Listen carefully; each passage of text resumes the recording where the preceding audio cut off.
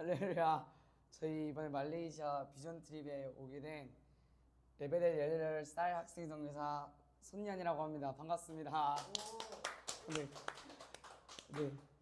저희 엘베델 팀이 드디어가 이제 아니죠. 이제 저희 엘베델이 말레이시아 땅을 밟게 되었는데요. 그 이유는 이제 말레이시아 이 사역을 엘베델이 함께 광주 CC와 동참하게 되어서 저희도 이제 이 말레이시아 땅이 어떤지 또 이 말레이시아의 대학이 어떠한지 탐방하기 위해서 저희가 이렇게 4일간의 여정을 밟아왔는데요. 오늘이 이제 벌써 마지막 날이죠. 참 시간이 빠른데 제가 느꼈던 이 4일간에 다니면서 느꼈던 말레이시아 또 제가 받았던 정보를 나누기 위해서 이 자리에 서게 되었습니다. 네. 간략하게 그래도 저희 엘베릴 친구에게도 소개해줘야 되기 때문에 간략하게 소개를 할 텐데요. 말레이시아가 어디 있을까? 라고 질문을 던져볼 수 있겠습니다. 왼쪽 보시면 말레이시아 국기고 두 번째 사진은 말레이시아 위치인데요.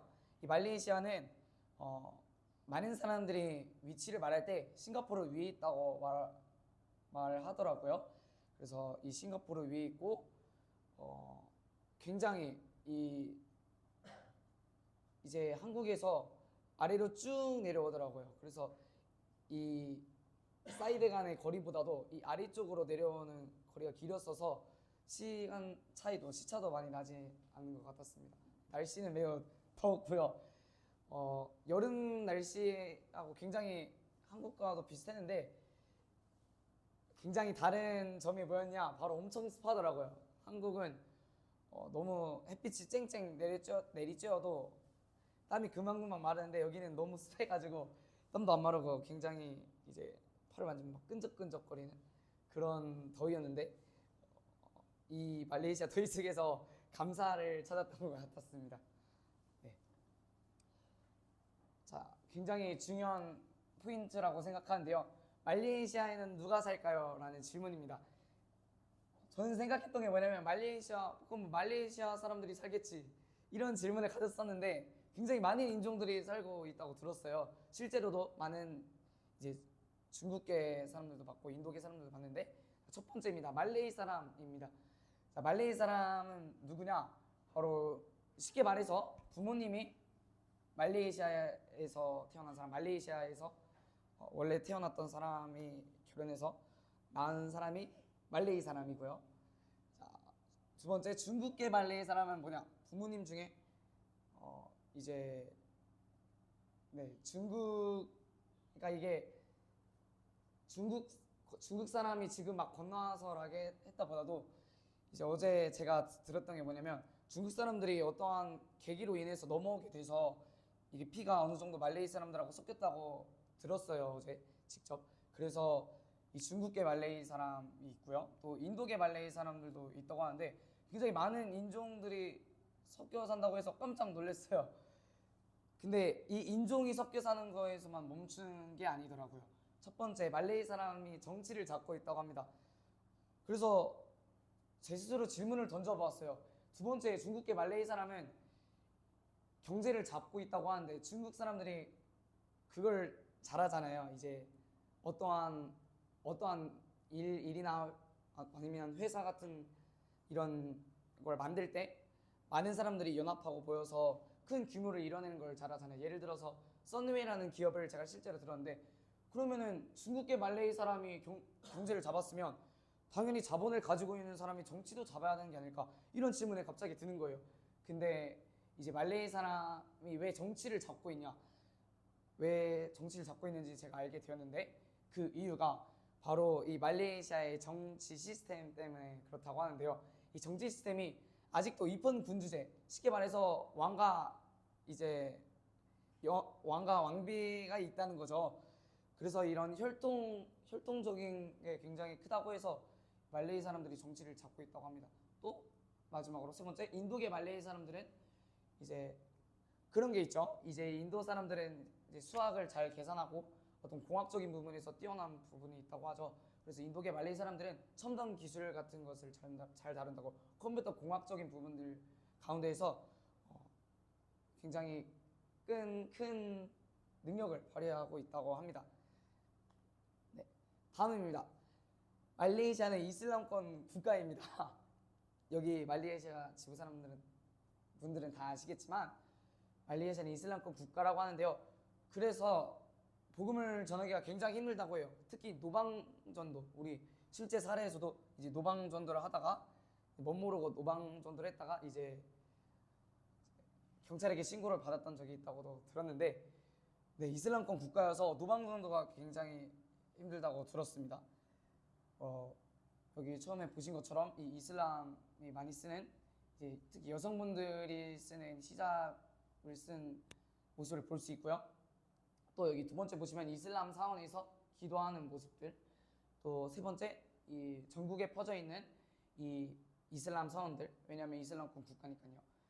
근데 제가 여기서도 말씀드리는 것 중에서도 개인적으로 느꼈던 게 뭐냐면, 저희가 실제로도 이 이슬람 사원으로 가서 그 이슬람 가이던스라고 해야 될까요? 그 이슬람에서 안내해주고 무슨 정보를 알려주는 그런 가이던스 안내자에게 저희가 직접 우리 엘베렐과 또 말레이시아 우리 스데반 형과 같이 가서 질문을 나눠보는 시간을 가졌었는데, 굉장히 많은 흥미로운 사실이 있었어요. 특히 물었었던 게 뭐냐면, 왜 기도를 하는가, 그리고 왜 사원에서 특정적인 위치를 가지고 기도하는지 그게 궁금했었는데, 이 사람들이 어디 방향을 바라보고 기도하는 거냐면 바로 사우디아라비아. 여러분 사우디아라비아 아시죠? 이 사우디아라비아에 있는 이 메카라고 하는 그 중심지가 있대요. 그 종교 중심지에 있는 블랙박스라는 그 빌딩 같이 생긴 블랙박스에 절을 하면서 기도를 하는 거래요. 그래서 그 정해진 시간이 되면은 엎드려서 뭐 기도를 한다는 그런 소리를 제가 직접 안내자들에게 들었는데, 왜 그러면 이 정해진 위치에서 정해진 방향을 그 메카를 향해서 바라고 왜 기도하느냐라고 제가 여쭤봤었는데, 그 이유가 바로 연합이라고 해요. 유나이티, 연합을 만들어 간다. 그러니까 어느 이슬람이 뭐 어디에는 인도에 있고 어디에는 말레이시아에 있고 어디에는 한국에 있을 수도 있죠.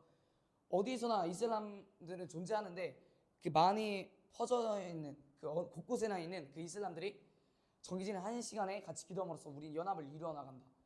알라에게 기도함으로 우리는 연합을 이루어 나간다. 이런 소리를 이런 말씀을 하시는 거예요. 그래서 이 이슬람도 연합을 굉장히 중요시하고 있구나. 또 세 번째에서는 저희가 직접 쿠알라룸푸르에 있는 외국인들에게도 개방되는 사원을 직접 밟았잖아요. 그분들에게 우리가 이제 그분들의 사상, 그분들의 이제 이론이라 해야 될까요? 그 종교의 이론, 그 종교에 대해서 말씀해 주시는데 굉장히 자부심을 가지고 말씀하시는 모습이 보이더라고요. 눈빛부터 정말 저희는 딱 한마디를 꺼냈는데 계속 모르는 것이 있으면 굉장히 친절하게 말씀해 주시고, 그래서 이 모습을 통해서도 정말 이 사람들이 말하는 진리를 이렇게 열정을 가지고 외국인임에도 불구하고 굉장히 친절하게 말을 해주고 있는데, 우리 기독교인의 모습은 어떠한가? 우리가 믿는 진리는 참 진리이신 예수 그리스도인데, 그것들을 우리가 어떻게 전하고 있는지 다시 한번 점검하는 시간이 되었던 것 같고요. 이것은 제가 느꼈던 마음입니다. 여기 말씀해 보시면 보라 먹기를 따먹어 포도주를 즐기는 사람이요 세리야 죄인의 친구들하고 나오고 있잖아요. 이 말씀에서 이 모습 보시면 세리는 이제 정죄하고 있고, 예수님께서는 이 당시 선한 취급을 받았던 세리와 죄인과 식탁을 함께 하시는 모습인데, 이 말씀을 왜 넣었느냐? 이제 저희가 처음 이 말레이시아 첫 번째 날에서 저희가 이제 그 센트럴 파크, 아까 슈가 말했었던 그 센트럴 파크라는 교통 중심지에 가서 이제 잠깐 얘기를 해주셨는데, 여기는 노방 전도가 불가능하다. 여기는 선교 활동이 불가능하다. 그래서 삶을 통하여서 영역 선교를 통하여서 그리스도를 드러내야 되고, 직접적인 복음을 전하지 못하더라도 그들과 친해짐으로써 복음을 전할 수 있는 기회가 생길 수 있다. 그들과 친구가 됨으로써 우리가 예수 그리스도를 전할 수 있는 기회가 생길 수 있다라는 걸 말씀해 주셨었는데 정말 제가 이 말레이시아를 다니면서 느꼈던 게 정말 사람의 마음을 얻는 것이 중요하구나.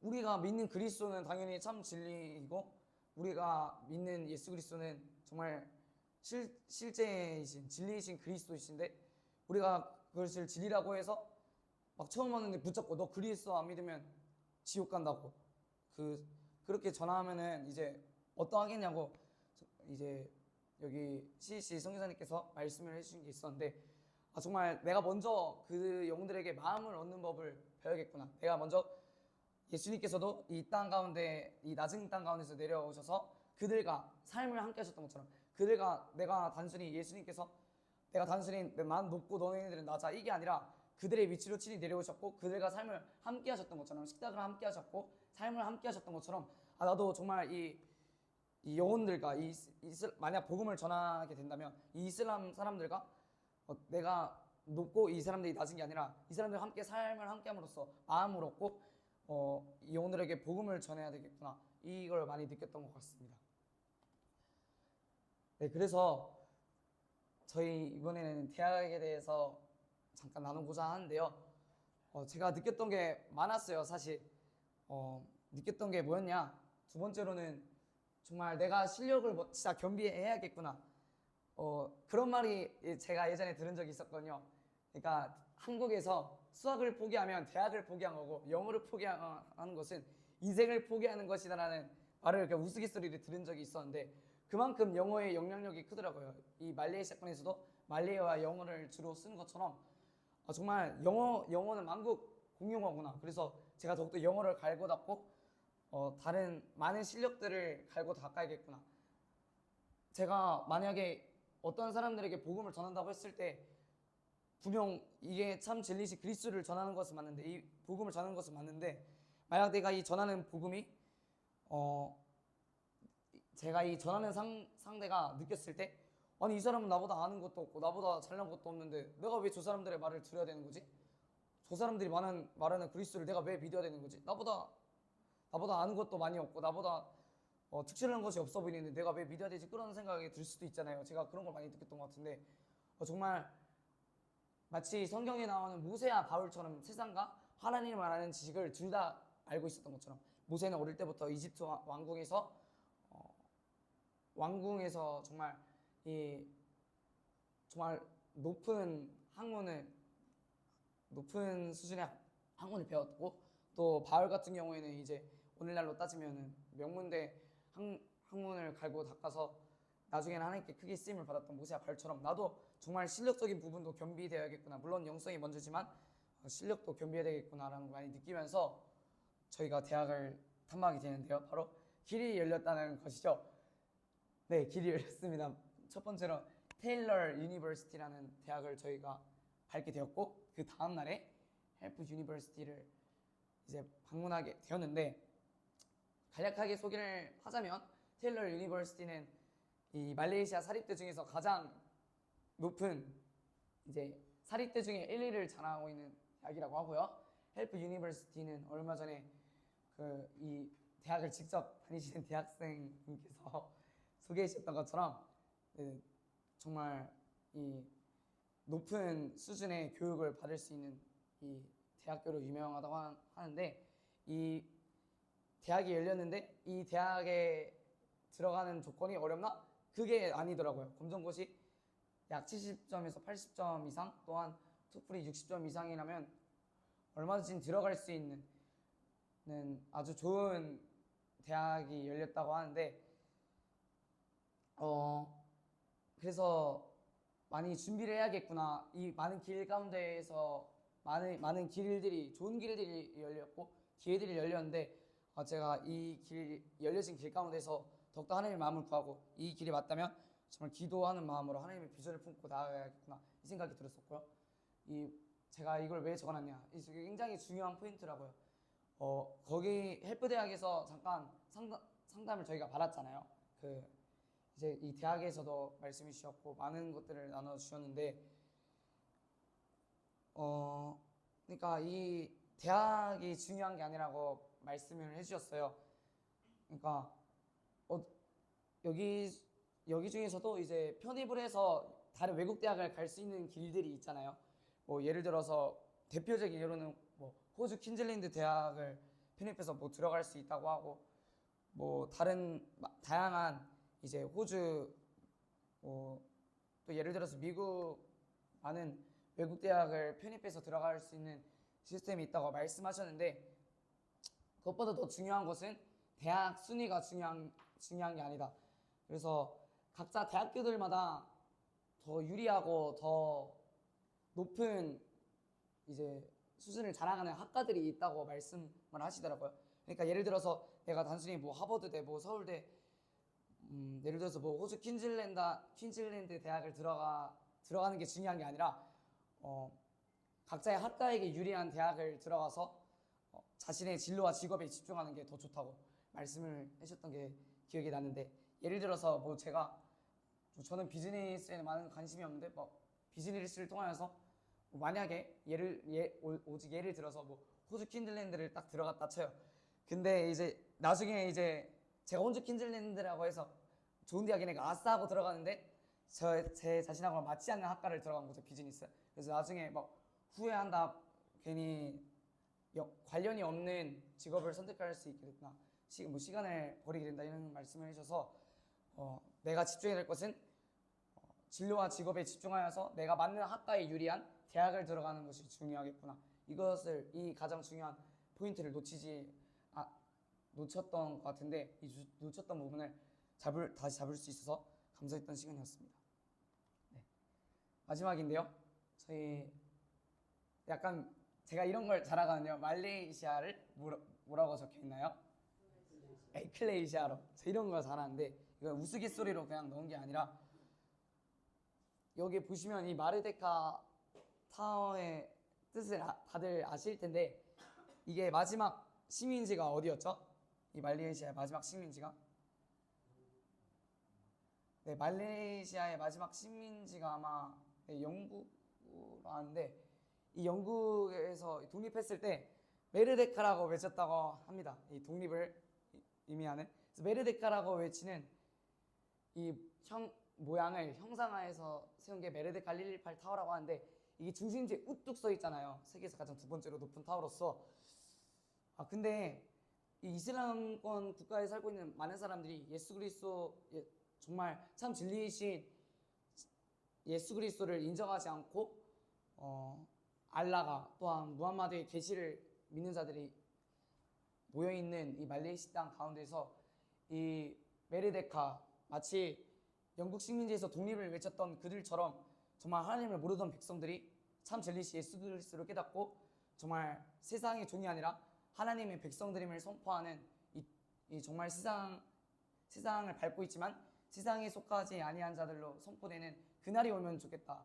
이 마르데카의 타워를 향한 선포인 것처럼 정말 우리가 이 말레이시아 땅 가운데서 먼저는 우리가 실력적인 부분 중요하겠죠.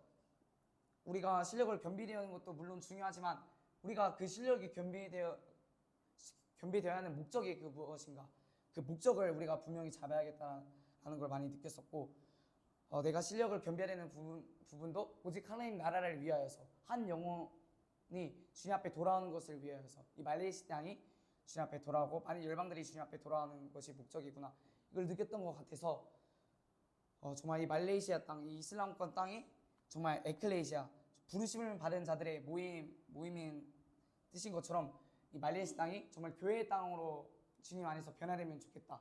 이 마르데카의 선포처럼 하나님의 백성들이 모여있는 땅임을 선포되는 그날이 오면 좋겠다라는 것을 느끼게 되면서 저의 이번 말레이시아의 4일간의 비전 트립을 마치도록 하겠습니다. 감사합니다.